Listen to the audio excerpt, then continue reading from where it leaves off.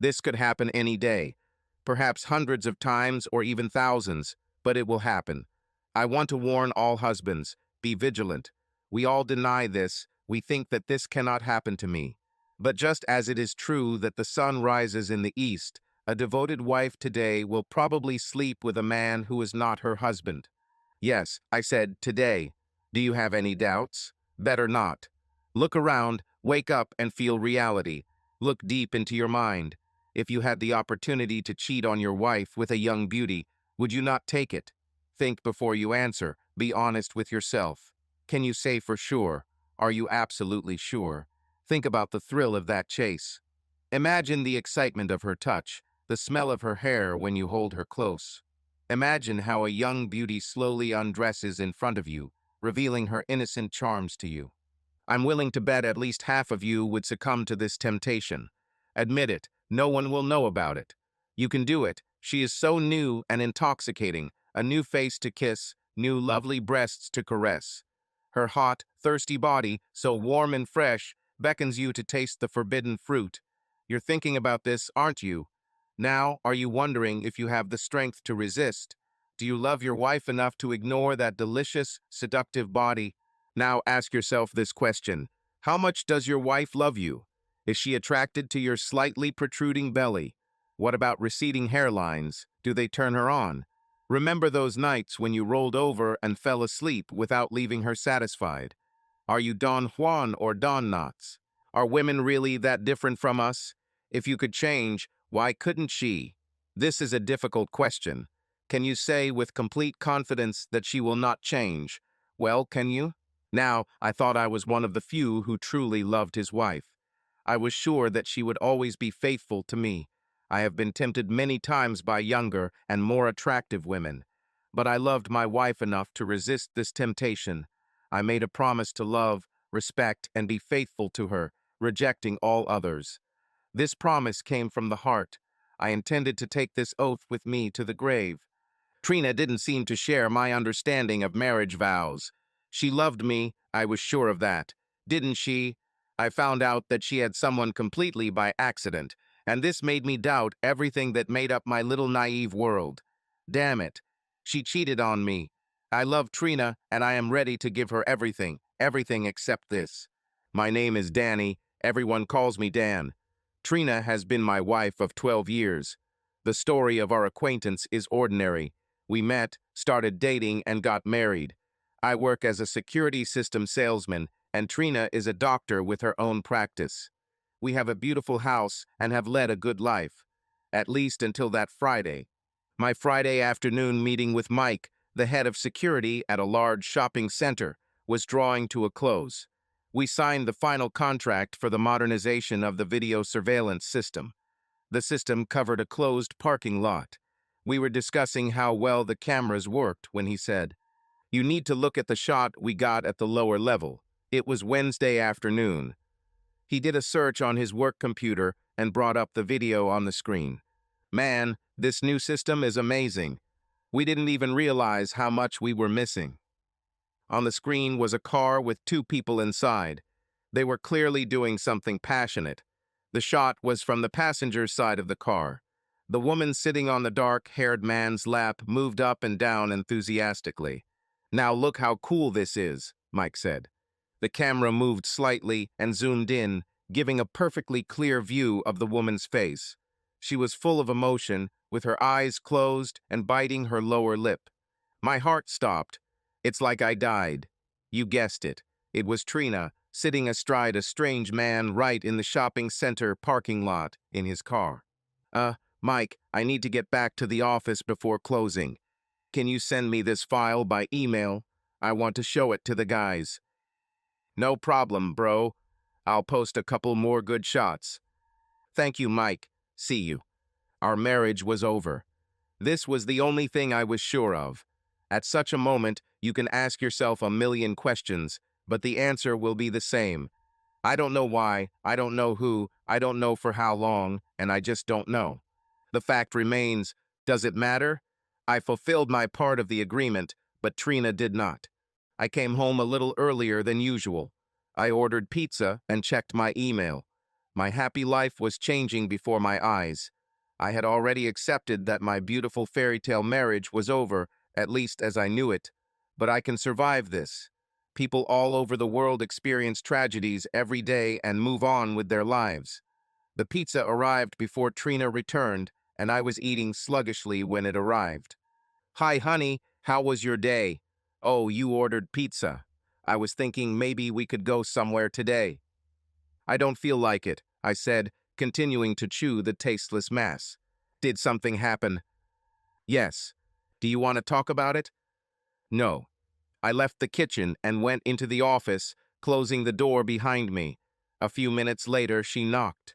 Please, Danny, tell me what happened. We can work this out, darling. Don't think. Did I do something to make you angry? You probably don't think so. What's that supposed to mean? Nothing. Just leave me alone. Let her guess. She's smart. She's a doctor. Damn it. I wasn't going to argue with her now. I had neither the strength nor the desire to quarrel with her. Obviously, Trina needed something that I couldn't give her, and I wasn't about to open that Pandora's box.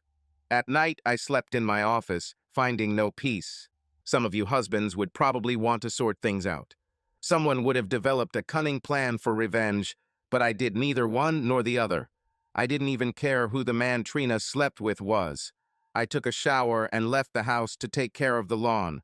I don't like gardening, but I stayed outside almost all day. Trina would come out and ask if I wanted to have lunch, but I would just shake my head. Working in the sun did me good and gave me time to think. I replayed our life together in my head, trying to understand what I could have done wrong. At least in my opinion, I did not find a single reason for her cheating. In my opinion, I fully satisfied all her needs: emotional, financial, and even sexual. I could only come to one conclusion. Trina was the problem.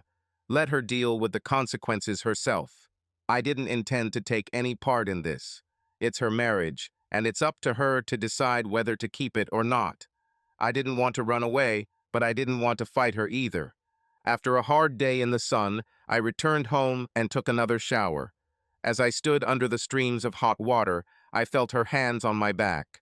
She carefully hugged me and took hold of my relaxed penis, beginning to gently stroke it. Will you tell me what's bothering you so much? She asked quietly. No. There was no reaction from me. I'm sure that made her angry. She usually had no problem getting me aroused.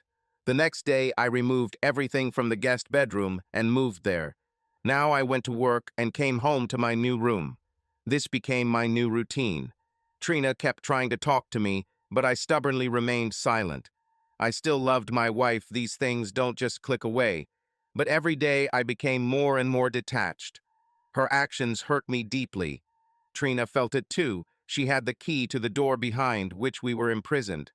But it seems that her conscience did not allow her to admit what she had done.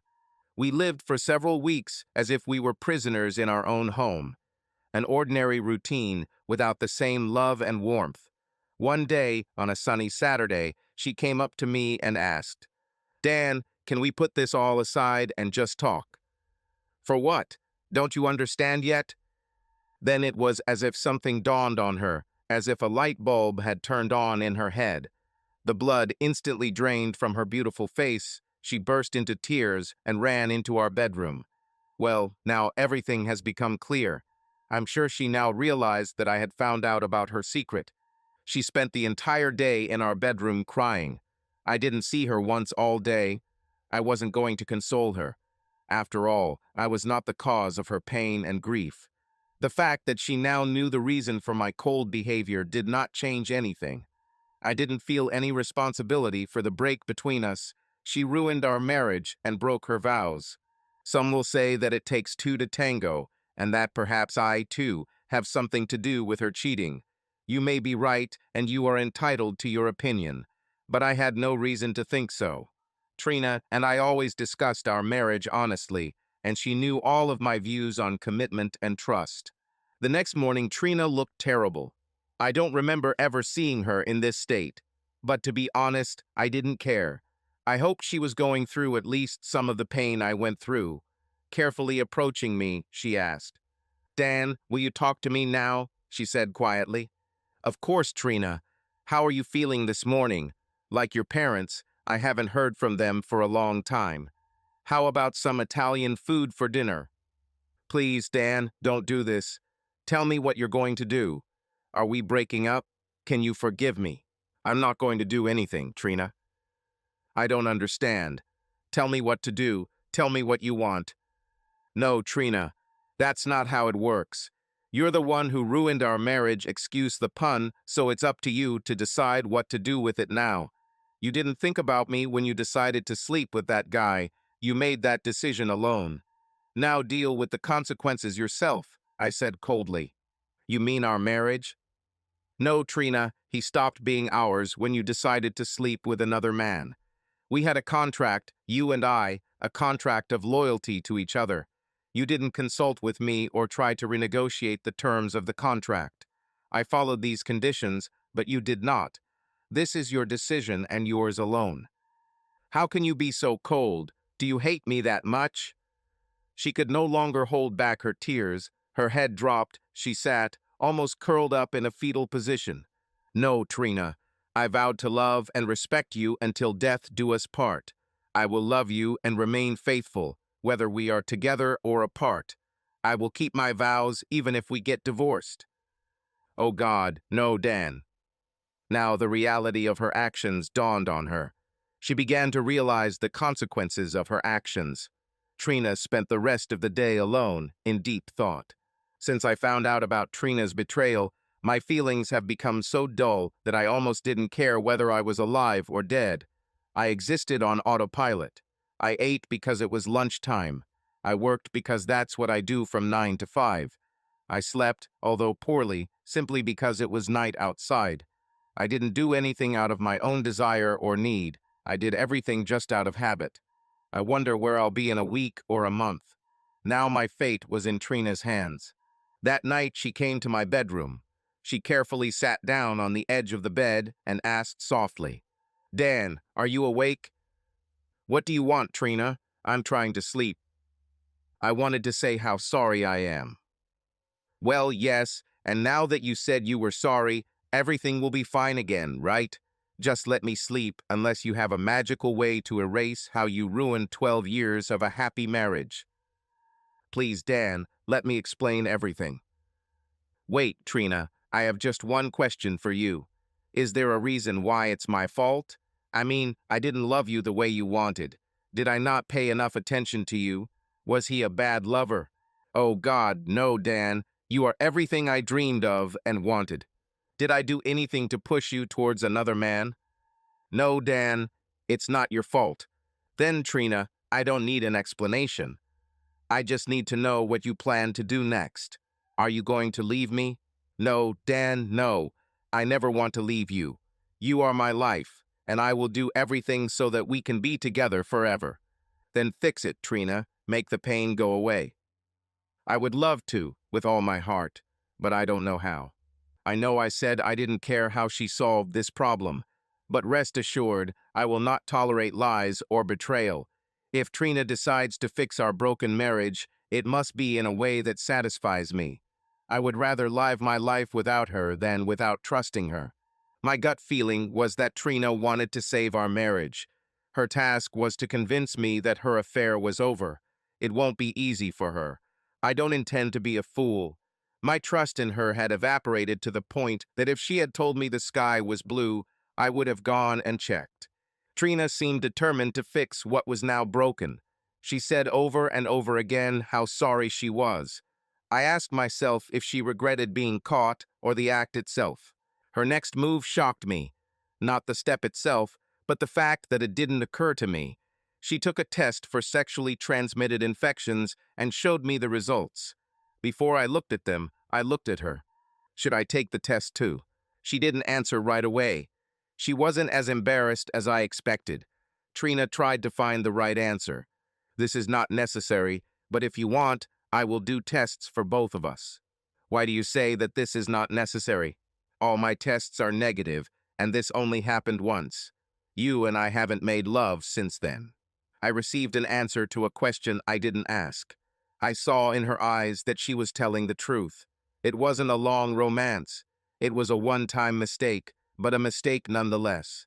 I wasn't sure if I could ever forgive Trina, but I knew in my heart that I would give her a chance to win back my love and trust. We both didn't know where we were going, but I'll give Trina credit for trying. Our home life remained cold, although polite. The next week, we didn't seem to make any progress. One evening, the phone rang and Trina answered the phone. She was excited while talking. When she finished, she came up to me with tears in her eyes. Dan, please, I know I'm not your favorite person right now, but I need to ask you a favor. What happened, Trina? It was Mom. She said that Grandpa was in the hospital. What do you want me to do? I know it's hard right now, but could you come with me to see him? Mom said he only had a few days left. I want you to be with me when I see him for the last time. Of course, I'll go. You shouldn't even have asked. Trina arranged everything, and we flew out the next day. I really loved Bill, Trina's grandfather. He was what one might call a good man. Bill made his fortune in construction in the 70s and 80s, but you couldn't tell by his demeanor he was a humble and simple man. We arrived at Trina's parents late in the evening. We were told about Bill's condition and decided to visit him in the morning.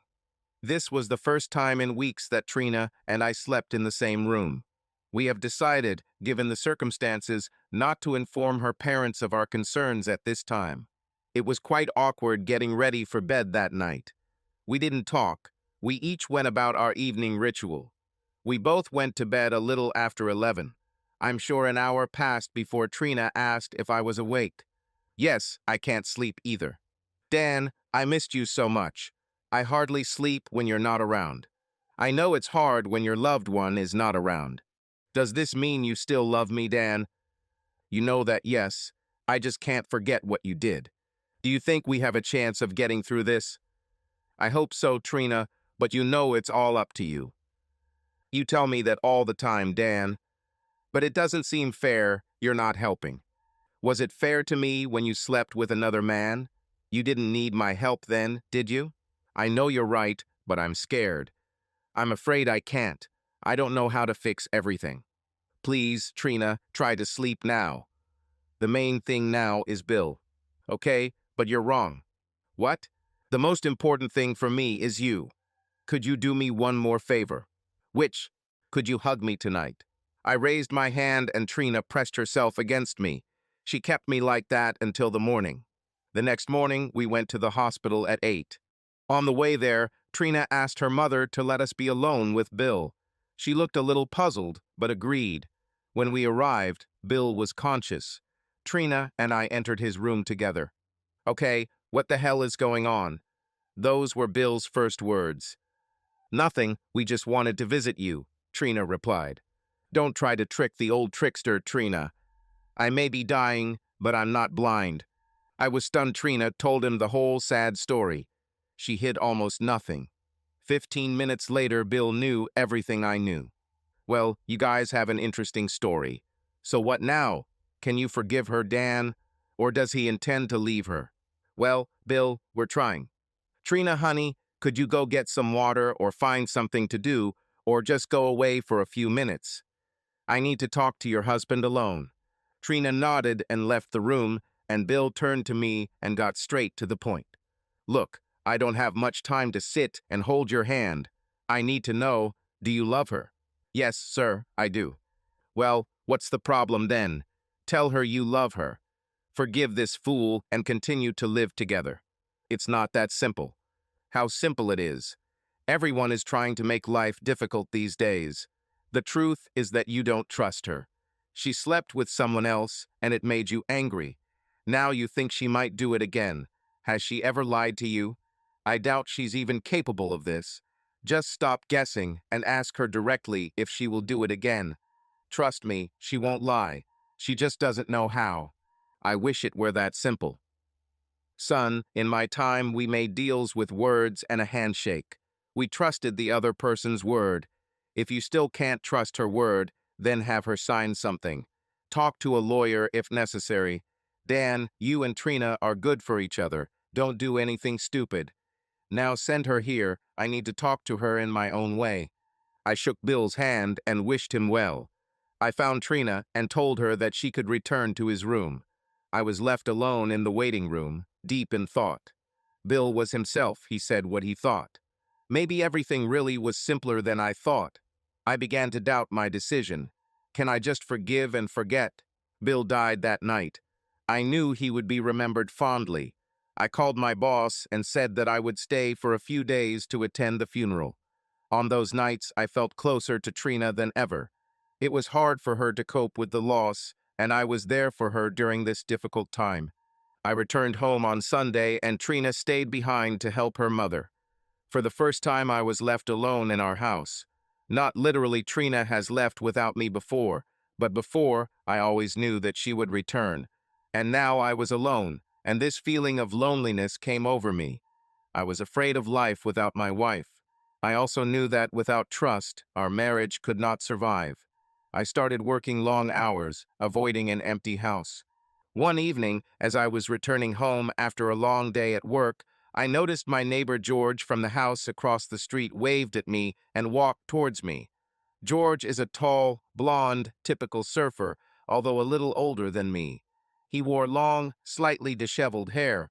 You've probably met someone like him, or at least one of his doubles. You know the type, too old for the surfer crowd, but not normal enough to fit into our neighborhood. Hi, Dan. How are you? Hey, George. It's okay. Trina told Lissa that you were having some problems. Will everything be fine with you? Yes, well, we are working on it. I just wanted to say that. Well, I kind of feel bad about this, you know. Got it, George. Thanks for taking care of me. I think everything will work out for us. Entering the house, I was surprised by his words. George usually didn't like to discuss gossip. Trina barely interacted with him and his wife Melissa unless it was absolutely necessary. I decided to chalk it up to normal neighbors talking. I needed to eat and didn't think about it any further. A few days alone led me to the idea that I needed to make a decision. I couldn't go on like this forever. I either had to forgive her or forget about her. Bill gave me a lot to think about. Later that evening, Trina called and said she would be back on Friday. Thursday passed slowly. My work was completed due to all the extra hours I worked.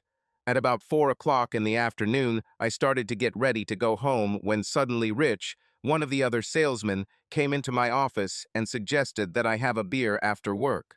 Since I had no reason to rush home, I agreed. We sat at the bar and discussed the usual topics: golf, work, and the new car that Rich was going to buy. When the general topics were exhausted, Rich suddenly got down to business. Dan, we have known each other for a long time. I see that something is bothering you. Maybe if you talk it out, it will help. I don't want to talk about it, Rich. The only thing you don't want to talk about is Trina. Is it because of her that you walk around as if someone spoiled your breakfast? Looks like I'm not hiding it well. What did she do? Let's just say I can't trust her anymore. Look, Dan, if you don't trust her, then you don't trust her. Let her go. You can't live constantly looking back. Believe me, I've been through this. I finished my beer and told Rich I'd see him tomorrow. Damn it. None of this was getting any easier. First Bill, now Rich. What about Trina? What will she say? How is she going to convince me to save our relationship? I hardly slept that night. I was haunted by images of Trina lying in the arms of her lover, with a look of passion on her face that I had not seen for a long time. The next day, I met Trina at the airport. She seemed happy to see me and hugged me. There was still tension between us, but we had light conversation about her family and the flight as we drove home. I wanted so badly to ask her if she had come to any conclusion regarding our problems. But she was tired after the trip, and I decided not to bring up the topic. Tomorrow there will be enough time. Trina woke up early in the morning and prepared breakfast when I came downstairs.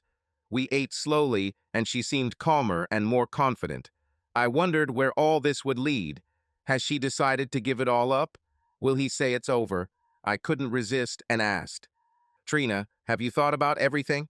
I think so, Dan, but let's talk about it this evening after dinner. I have a lot to do today, so I decided to do my own thing. I went to the hairdresser and washed the car.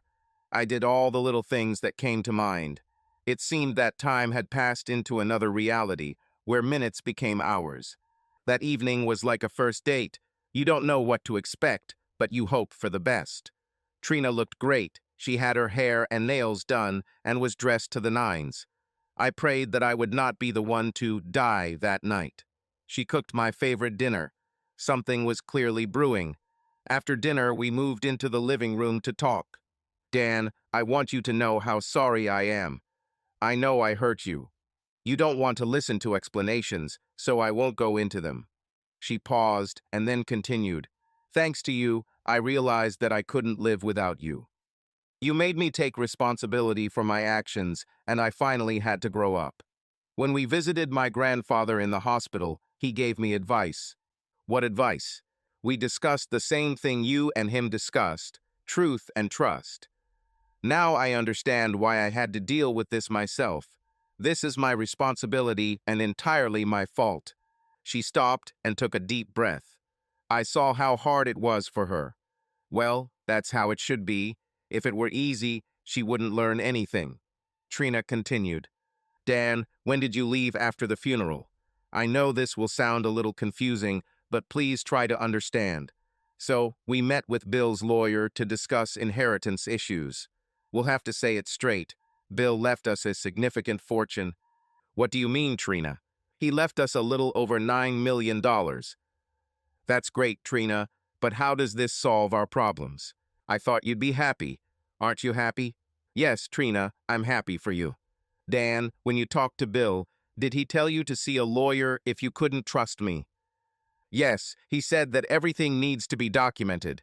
If I couldn't trust your words that you would be faithful to me, I should have put it in writing. She handed me some papers. Well, that's what I did, Dan. What are you talking about?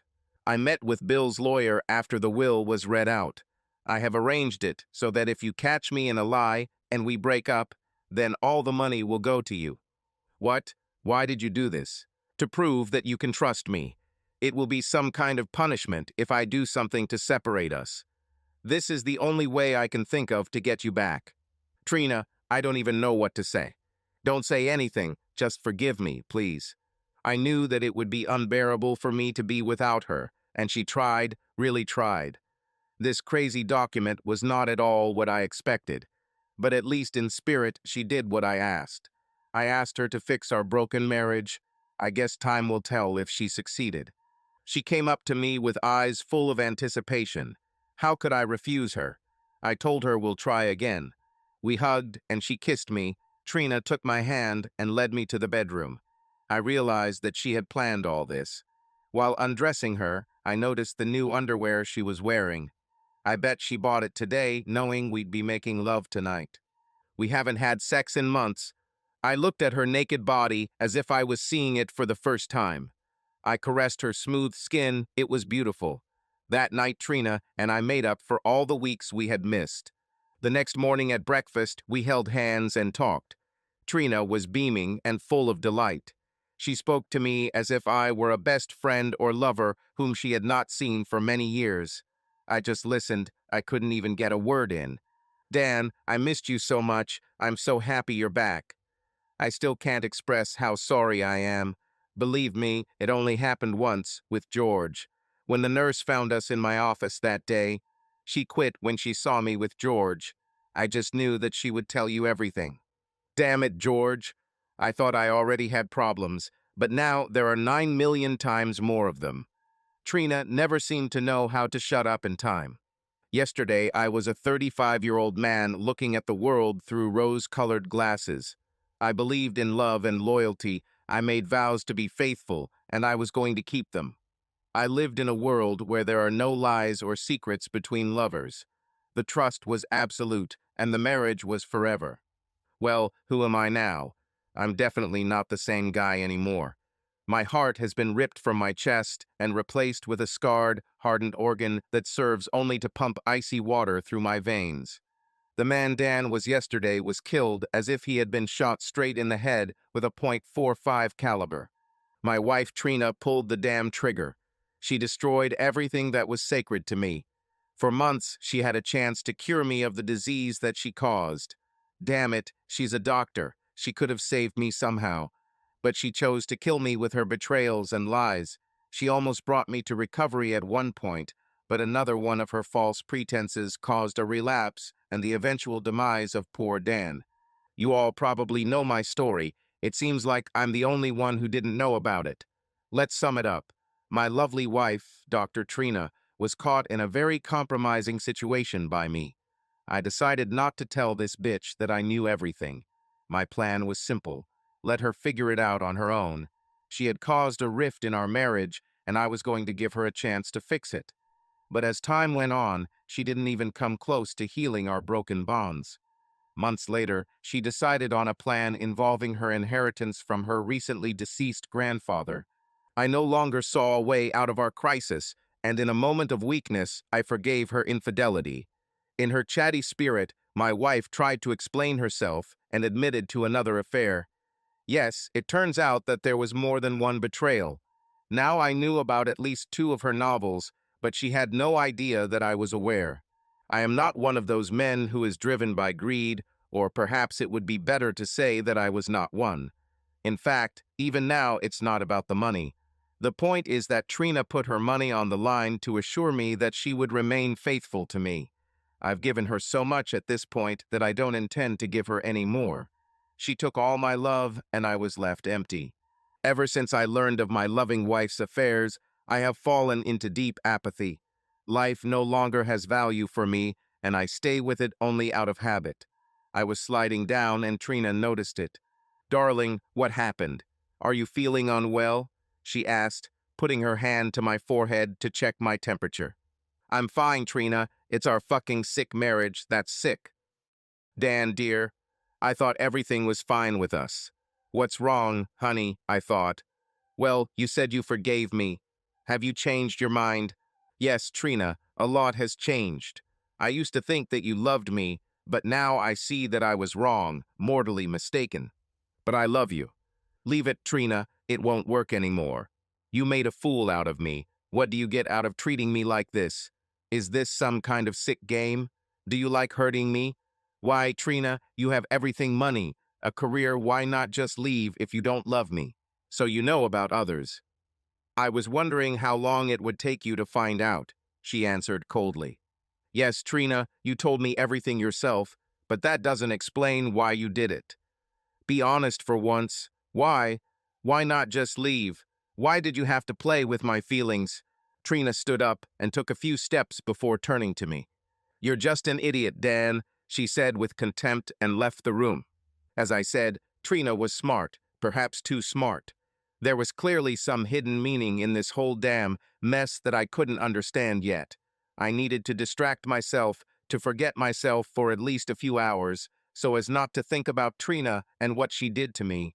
I grabbed my jacket and was heading out the door when she reappeared, this time determined to put her charm to work. She rushed to me and pressed her face to my neck, whispering through kisses, "Look, Dan, I'm sorry for what I said earlier. You know I didn't mean it. It was just an outburst of emotions. Forgive me. It won't happen again. Can't we forget about all this and go back to how it was before?" "How will you do this, Trina? Tell me, how the hell are you going to do this? You can't just erase everything that happened. What has been done cannot be undone. You took something valuable to me and just trampled on it. You sullied what I valued. No, Trina, nothing will ever be the same, not now or ever again." I turned away and walked out the door. On the porch I froze, looking into emptiness, asking myself the question, where to go now and how to get there from this point. I decided not to take the car. In my condition, I could easily hit someone and not even notice. And then, of course, George showed up. Damn, what does he want now? I thought when I saw him crossing the street in my direction. I stubbornly looked forward, but a collision was inevitable. I knew that if he came too close, I would change his appearance so that his own mother would not recognize it. I raised my hand for him to move away, but he continued to walk towards me. "George, I'm giving you one chance to leave," I said, but he didn't stop. "Take one more step, and I swear I'll beat the crap out of you." "Listen, man, don't be so aggressive." I just want. I dealt him a crushing blow, into which I poured all my hatred. George flew into the air and crashed onto the asphalt. My arm hurt, but the pain was nothing compared to the satisfaction I felt. "Why the hell did you do that?" he groaned. "George, are you a complete idiot?" I muttered through my teeth. "You had sex with my wife, and you think I won't be angry?" "Hey," she said, "you don't mind." She came to me herself. That's all he had time to say before I kicked him between the legs. He huddled, holding on to his jewel, trying to catch his breath. "Tell me, asshole, would you like it if I had sex with Lissa?" "Well, buddy, wouldn't you mind?" I asked sarcastically, imitating his manner of speech. "Hey man, leave Lissa alone." "You fucking idiot, she doesn't know anything, right?" "Well, buddy, now he'll find out. I'll tell her every detail and see if she's as calm about it." I turned to leave, but I heard George mutter, "Damn bitch. If you weren't infertile, maybe she wouldn't have to run after other men." I walked up to him again and grabbed him by his long, wild hair, hitting him so hard that my knuckles seemed to touch his kidneys. George fell to his knees and started vomiting convulsively as I walked away. I chuckled at the thought of Lissa sharing his favorite surfboards with him. Lissa will explode when she finds out. Wait a minute, what the hell did George say about me being infertile? What is this even supposed to mean? I haven't had a vasectomy, so there's absolutely no chance. The next day, I sat in the urologist's office waiting for the test. It didn't mean anything to me anymore about Trina, but I wanted to know what George was talking about. Trina and I once decided to put off having children until her career was securely established, which meant we would have children late, but we were fine with that. The nurse called me into the examination room. I recognized her as a nurse who once worked for Trina. We went through the usual procedures: height, weight, blood pressure, and temperature. The nurse, Donna, handed me a disposable gown and told me the doctor would be there shortly. When the doctor finally came, I had already been sitting there for half an hour with my butt sticking out from under my robe. A man is quite embarrassed when someone lowers his face directly to his, so to speak, private parts. And when the doctor puts on rubber gloves and starts touching your parts, the sensations become even stranger. Donna didn't make the situation any easier. Every time she looked me straight in the eyes, she licked her lips after looking at my dignity. After the examination, the doctor moved back in his chair and asked Donna to start collecting the sample. Sample. Damn, I didn't even think about that. It sounds stupid, but I really didn't think that I would have to organize this myself for the test. She handed me a plastic cup and said she would need a sample. It was a little awkward standing there with that drink in my hand, knowing that Donna, who I'd known for years, would be standing outside the door, fully aware that I was pleasuring myself behind her. Donna turned towards the closet, and instead of bending over like a normal person, she did so with her legs spread wide, with obvious intention. I ended up with a great, clearly intentional view of her ass. She turned around and handed me the magazine. "I think this one will help cause the desired effect," she grinned. When she came out, I thought that maybe I should have gone to another doctor, where no one knew me, then I wouldn't feel so awkward. I really had no time for this. Thoughts about how Trina cheated on me did not contribute to arousal at all. It took a long time before the door opened slightly and Donna looked inside. "Dan, is everything okay? Any difficulties?" she asked. "Well, sort of," I answered embarrassedly. Donna entered the office and locked the door behind her. "Donna," I was surprised, "I don't think it's. And if someone comes in, it's wrong." I continued to mumble as she took off her top and unclasped her bra. She sat down on a chair and moved closer to me, as the doctor did. This time the feeling was completely different, more pleasant, and definitely not as awkward. Donna did what no magazine could do. Her hands slid over my tense body, and I could no longer resist. It's strange to think about it now. Trina didn't even cross my mind while Donna was, to put it mildly, working on my sample. After a couple of minutes, she succeeded. I expected to feel shame or guilt, but there was nothing like that. I didn't feel an ounce of remorse. Donna was still half naked, sitting next to me on the examination table. She took my hand, and we sat in silence for a few minutes. I spoke first. That was quite impressive. I hope this is not part of your job responsibilities. What would happen if someone came in? There's no one else here, she answered with a slight smile. You and I are the last ones in the building. So you just wanted to get rid of me, huh? I joked. Well, yes and no. I was hoping that. She smiled shyly, looked away, and tucked a strand of hair behind her ear. Donna, I would like nothing more than to continue right now, but I have a lot of unresolved questions. It's okay, she said, squeezing my hand. Then let's get out of here. You buy me a drink. I think it's first class. A sample deserves at least one glass. Besides, I know how to listen. If you want to twist my arms, I joked. She reached under her robe and squeezed me. Close enough? She giggled. It turned out that Donna was a great listener. She sat patiently and listened to my story of betrayal and deceit. One bottle of beer flowed into the second, and I insisted that she come with me to dinner. I felt the weight of the world lift off my shoulders. It turned out that I really needed to talk. The hours passed too quickly, and soon I was standing at Donna's doorstep, wishing for some more time. I kissed her tenderly, and she responded, but as if in a game of survival, I was the first to pull away. I thanked Donna for a wonderful evening and promised to call. There was no doubt that someday I would keep this promise. Trina was waiting for me when I got home. While I was walking towards my office, she suddenly began to rush. Dan, honey, let's sit down and talk. Her voice was sweet, like honey. Damn it, Trina, what's the point? We've already discussed this to death. Until you are ready to tell the real reason why you decided to go outside for your selfish pleasures, I have nothing more to tell you.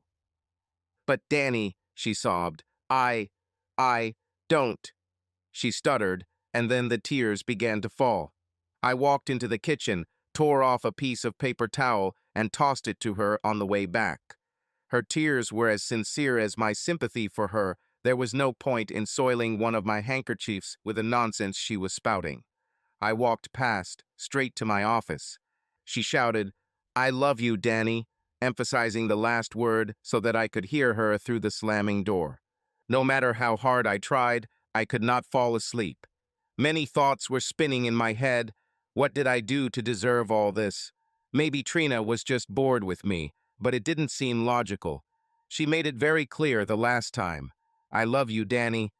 I'm glad she doesn't hate me. After all, if she is capable of this when she loves, can you imagine what pain she could cause me if she hated me? What if George was right about the dummies? Why is there such a rush to have a child? If she was only doing this to get pregnant? Damn, that's ridiculous. After all, she would have discussed it with me. How would George know? I probably watched too much TV. How can ordinary Dan be involved in a big conspiracy? No, that's crazy. She's just cheating on me, and that's the answer. The only question remains, why? The only thing I got out of my night's restlessness was reddened eyes. I never gained a clear understanding of what was happening and did not feel in which direction my life was moving. I thought about just walking away, leaving it all behind me and seeing where life took me, but that wasn't my style. I needed to figure out what went wrong, and damn, that was my motivation. The night, however, was not in vain. I understood at least one thing. Some people don't know how to keep their mouths shut. If you give them the opportunity to talk long enough, they will give you what you need. This is a weakness that I will try to exploit if given the chance. It's a shame Bill is no more. Although I thought his last advice was complete nonsense, he still had a lot of common sense. But I was sorely lacking common sense right now, as was everyone around me, including myself. I remembered yesterday at the doctor's office enjoying the situation, even though it wasn't the smartest decision. I could have, should have, stopped Donna, but I didn't. That day went by as if on autopilot. The last visit that day was to an old friend, Mike. Remember him? It all started with this damn nightmare. How are you doing, Dan? Mike greeted me. Not bad. Just stopping by to see if you're ready to finally get rid of this junk and buy some proper equipment. Dream. If I'm not mistaken, it was you who sold me this junk. Okay, you got me there. Hey, Mike, you're still spying on clients, aren't you? The last disc was hot. Is there anything else interesting? I thought. His ears perked up. Yeah, I have a couple more notes. Listen, Mike, I'll be honest. We've known each other for a long time. Remember that hot girl you showed me last time? How can I forget? Yes, this is not forgotten. Mike, I don't know how to say this, but my wife was on that tape. I was wondering if you had anything else fresher to do with her. Crap, you're kidding, buddy. Sorry, Hey, it's not your fault. I just want to find a couple more records to show her. You know I will do everything I can. Looks like she's become a regular here. I left Mike with a brand new top-of-the-line camera. He promised to let me know if he caught Trina in the act. I hoped that this was the only case I wanted to be wrong. I really wanted to. When I returned home, there was a note from Trina waiting for me. Before I could read it, the thought crossed my mind that she had run away. The note said that she had gone to her parents for a few days to give me some space. It was Tuesday on the calendar. She promised to return on Sunday. The next day, I stayed in the office to catch up on some reports. It was a routine that didn't require much concentration. That day, I received 2 calls. One was from my urologist, who asked me to come in for test results. The second one turned out to be more interesting. It was Trina's grandmother. After some small talk, she got straight to the point. Daniel, what's going on between you two? Don't try to deny I know something is wrong. Bess, you're not wasting any time, are you? Look, if you want to know, you'll have to ask Trina. Do you really think that I didn't try? But Daniel, she's lying to me. If I believe her words, everything is just fine with you. But I know that this is not so. Sorry, Bess, but everything is very confusing. You'll have to talk to Trina. I can't tell you anything. Young man, with Bill gone, I became the head of this family. I didn't ask for this, but now it's my responsibility. There's a lot of money at stake here, and I need to make sure that the terms of Bill's will are followed to the letter. We're talking about big money. Bess, these 9 million. That is, this is not the main thing. Lord, if all this matters to her only because of the money, then let her keep it. You must be kidding me. 9 million is just a drop in the bucket. The conditions of the fund are very specific. You are now part of this family, and you are obliged to respect your role. I was now completely confused. What other fund? I restrained myself from asking Bess more. I needed to figure this all out first before I blurted out something wrong, as had happened before. I realized one thing. I urgently needed to get a copy of Bill's will. I left work a little after 4, and on the way I stopped at the urologist for test results. The verdict was in, and the results showed. My swimmers were almost non-existent. The doctor added that the latest analysis showed the same results. Did you catch this? Latest analysis. What's the latest analysis? Something here bothered me. I didn't feel bad about having a problem with it after all. I doubt I'd ever need it. But then why did Trina need to check my sperm? Instead of finding answers, I only found myself asking more and more questions. I talked to Donna before I left work and reminded her that I would indeed call soon. I had to spend the evening in an empty house, so I made myself soup and made a couple of cheese sandwiches, although I managed to fry them to the coals. After a couple of bites, I decided that I'd rather have dinner with beer. In the empty house, I searched all the obvious places for Bill's will and then systematically checked room by room.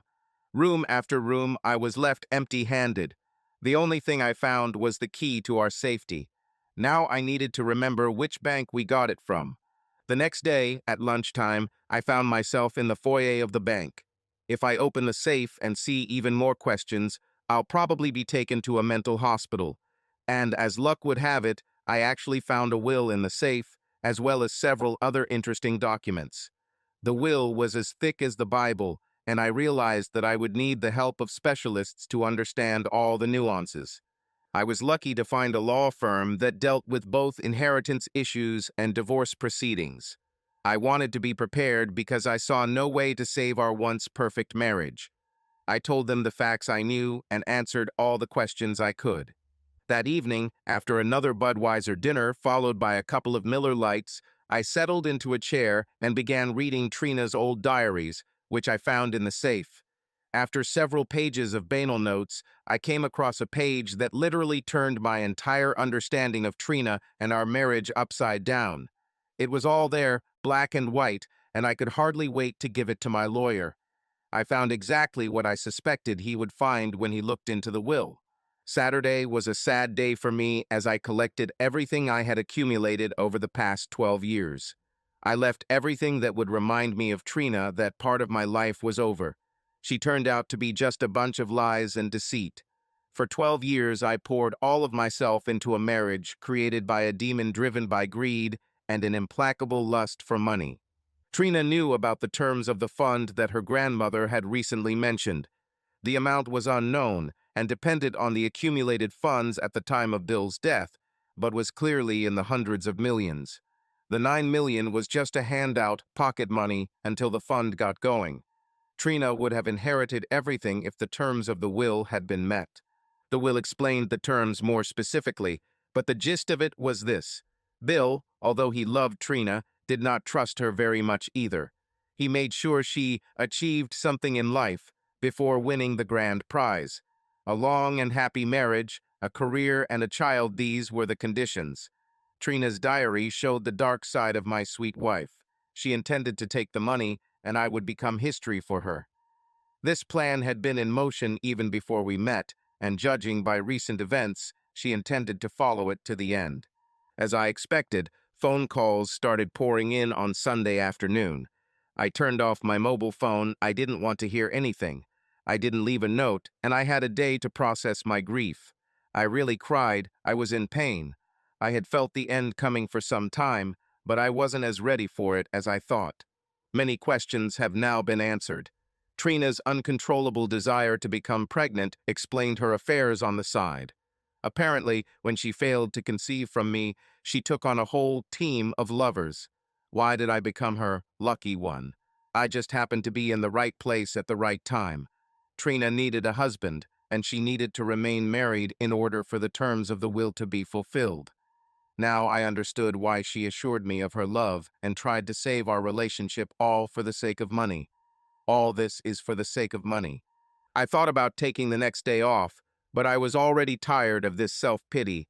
I made an appointment with a lawyer and went to his office after lunch. I had too many questions and too few answers. I spent the morning wondering if Trina might show up, but her father, Frank, showed up instead. That day, apparently, he was chosen for the first attempt to put pressure on me. Frank reminded me of plywood, thin, hard, made of who knows what. I was not in the mood to listen to any nonsense, so, putting my feet up on the table, I made it clear that he was not welcome, without even offering to sit down. "What brings you here, Frank?" I asked. "Have you decided to improve the security of your home, or is this just a social visit?" "Dan, we both know why I'm here. Trina would like to meet you before you do something stupid." "It's too late, Frank. I've already done something stupid about 12 years ago." "Dan, you don't even understand what you're dealing with. It would make more sense to cooperate." "Can I be blunt, Frank? Although, wait, you're already ahead of me. Trina is right. You are a complete idiot. This is the second time in a week that someone has called me that word. I think it's time for you to leave while you still have the strength to go. Tell Trina I'll decide when I want to talk. We'll talk when I say so. It's not her show anymore." Frank walked away, snorting angrily. I think he got my message, but I bet Trina still isn't listening. I arrived at the lawyer exactly at 1 o'clock in the afternoon, taking with me Trina's diary. The case became more and more complicated, and 3 lawyers were already present at the meeting. The probate professional began by explaining the terms of the trust. Trina was to be married before her 24th birthday and to remain married at least until she turned 36, which would be a year and a half later. A child was supposed to be born in the marriage, but it was not specified who exactly the father was supposed to be. The last requirement was to have a permanent job with an income sufficient to support a family.